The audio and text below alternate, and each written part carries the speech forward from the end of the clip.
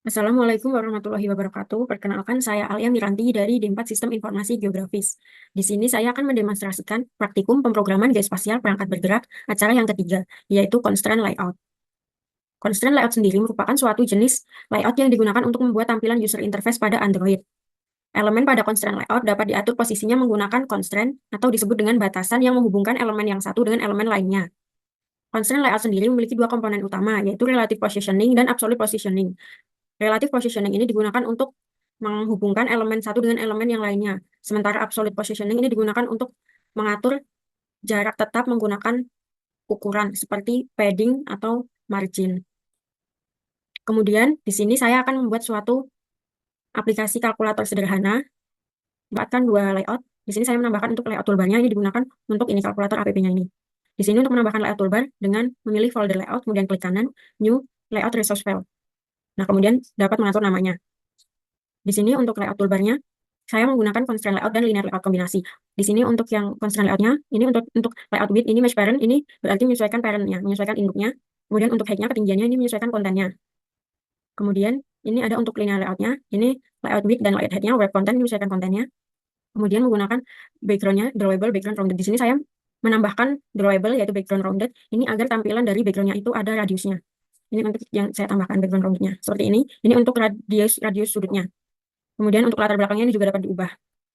Kemudian kembali lagi, di sini menggunakan grafiknya center vertikal, berarti di tengah. Kemudian untuk orientasinya horizontal, kemudian ada paddingnya 15. Padding ini untuk jarak kontennya dengan luarnya 15 dp. Kemudian layout margin top ini jarak ke atasnya 50. Kemudian untuk constraint start to start off ini digunakan untuk menghubungkan, menautkan ini elemen ini dengan parentnya, dengan induknya di sebelah kiri. Kemudian end di sebelah kanan juga menautkan dengan induknya. Kemudian untuk horizontal biasnya 0,5. Berarti di tengah, tepat di tengah. Kemudian untuk topnya ini juga menautkan dengan induknya, atasnya ini menautkan dengan induknya. Kemudian untuk image view, ini ada image. Ini di sini saya menambahkan terlebih dahulu drawable untuk kalkulator. Ini seperti acara sebelumnya, yaitu menggunakan ini, vektor aset. Nah, di sini untuk yang saya tambahkan kalkulatornya, nah tampilannya seperti ini dari vektor aset. Kembali lagi. Kemudian di sini ada untuk text view-nya. Text view-nya di sini berkonten menyesuaikan kontennya. Kemudian margin start, ini jarak dari startnya 5 dp. Kemudian ada teksnya dengan nama kalkulator app. Kemudian font family ini untuk jenis font yang digunakan. Kemudian text alignment berarti berada di tengah. Kemudian text color-nya di sini saya menggunakan warna ini, warna hitam ya. Kemudian ada Android text size-nya. Untuk ukuran size-nya, ukuran teksnya ini 25. Dan untuk style-nya style bold. Kemudian ini ditutup dengan linear layout dan constraint layout. Kemudian masuk ke activity main. Untuk activity main pada praktikum ini, acara yang ketiga ini menggunakan constraint layout. Di sini yang pertama kita menggunakan constraint layout. Android X constraint layout, widget constraint layout. Nah, di sini ada untuk layout width-nya match parent, height-nya match parent. Berarti menyesuaikan dengan induknya semuanya.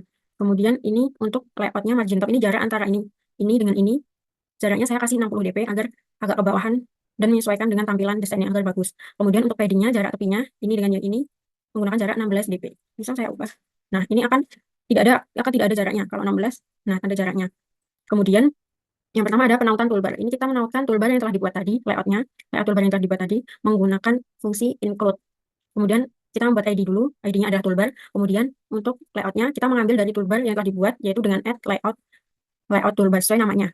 Kemudian untuk constraint N-nya berarti sebelah kanannya ini dihubungkan dengan induknya. Kemudian untuk constraint start-nya juga dihubungkan dengan induk dan top-nya juga dihubungkan dengan parent-nya.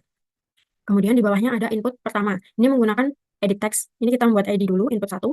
Kemudian layout width-nya 0 dp. Pada constraint layout 0 dp ini menyesuaikan dengan constraint yang telah dibuat. Nah, ini untuk constraint width persen ini. Nanti disesuaikan dengan ini. Kalau misal ini saya ubah ke 5, nah maka akan jadi seperti itu. Kemudian untuk height-nya, tingginya ini menyesuaikan kontennya. Untuk margin top ini, jarak ke atasnya 85 dp. Nah, ini jarak ke atas ini berarti kita menggunakan jarak dari constraint top. Berarti menggunakan jarak dari toolbar-nya. Nah, kemudian selanjutnya kita menggunakan background. Ini bisa mengatur custom juga. Kemudian input type-nya ini menggunakan desimal. Kemudian padding-nya 15. Kemudian layout constraint N ini untuk menghubungkan edit text ini dengan parent di sebelah kanan. N itu berarti sebelah kanan. Nah, ini ada penghubungan ini sebelah kanan. Kemudian layout horizontal biasanya 0,5 berarti di tengah. Kemudian layout style-nya ini juga dihubungkan dengan parent di sebelah kiri. Kemudian ini tadi atasnya ini dihubungkan dengan edit toolbar. Kemudian untuk edit text yang kedua masih sama. Kita membuat ID dulu, kemudian layout width-nya 0, berarti menyesuaikan dengan constraint width-nya persen ini 0,9 juga. Kemudian untuk layout height-nya menyesuaikan content, margin top-nya menggunakan 30 dp, kemudian background-nya masih sama, bisa custom. Kemudian hint-nya ada tulisan untuk masukkan kedua. Kemudian di bawahnya ada input type-nya menggunakan number desimal, padding-nya 12 dp. Nah, kemudian untuk penggunaan constraint-nya di sini untuk n berarti di sebelah kanan ini dihubungkan dengan parent-nya. Nah, dihubungkan dengan induknya. Kemudian untuk biasnya 0,5 berarti di tengah. Kemudian untuk constraint start berarti dihubungkan di sebelah kiri ini, parent. Nah, kemudian untuk constraint top-nya ini dihubungkan dengan input 1. Nah, ini ada penghubungan dengan input 1. Kemudian di bawahnya ada result hasil. Ini menggunakan text view, yang ini ya, hasil. Ini text view. Nah, ini kita juga membuat ID dulu, ID-nya adalah result. Kemudian untuk width-nya menggunakan web content. Kemudian height-nya web content juga, berarti ini menyesuaikan kontennya, menyesuaikan tulisannya.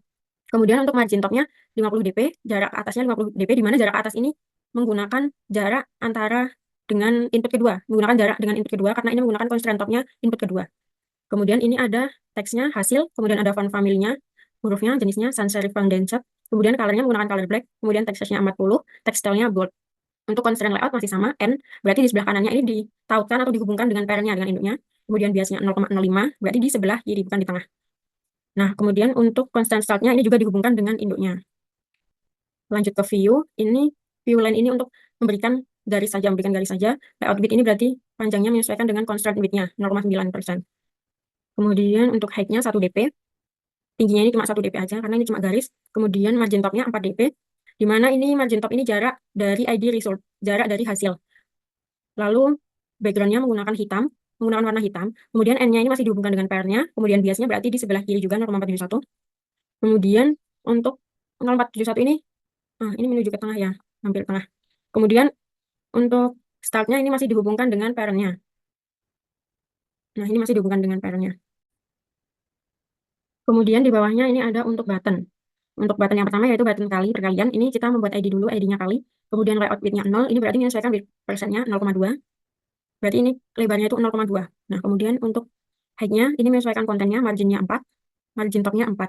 Di mana margin top ini dari ID view-nya, jarak dari ID view-nya. Kemudian background tint-nya menggunakan warna kuning saya. Kemudian text-nya kali, ini simbol kali. Kemudian text color-nya menggunakan black. Text size-nya 30 dp. Lalu untuk constraint-nya masih sama konsepnya. Untuk constraint n berarti di sebelah kanannya ini ada dari ID bagi. ID bagi ini. Kemudian untuk constraint start-nya berarti di sebelah kiri ini ada parent dihubungkan dengan induknya. Kemudian untuk top-nya berarti dihubungkan dengan ID view-nya, garisnya ini. Di bawahnya ada button bagi. Pada button bagi ini juga membuat ID bagi. Lalu ini masih sama, white height-nya sama, margin sama. Margin top-nya ini juga dihubungkan dengan ID view top-nya.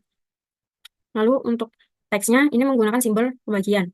Untuk teks color-nya black, text size-nya masih sama 30. Constraint layout-nya untuk yang N, ini berarti di sebelah kanannya ada dari ID kurang. Nah, ini.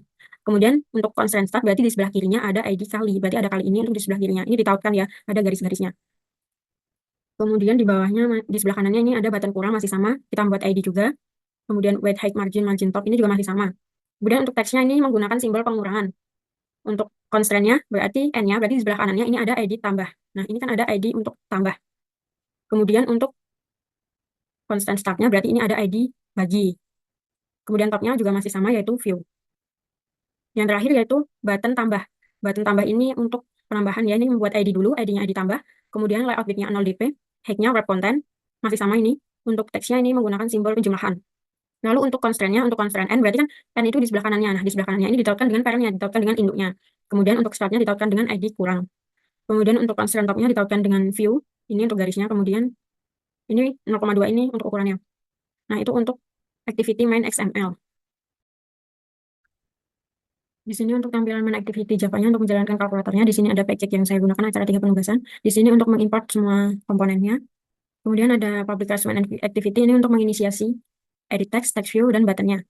Kemudian di sini ada untuk hubungan elemen UI dengan ID dari XML ini dihubungkan. Untuk yang berbeda di sini saya menggunakan kali bagi kurang tambah. Ini dihubungkan dengan elemen UI pada elemen UI-nya. Jadi dihubungkan dengan ini multiply kali, divide bagi, subtract kurang, dan add tambah.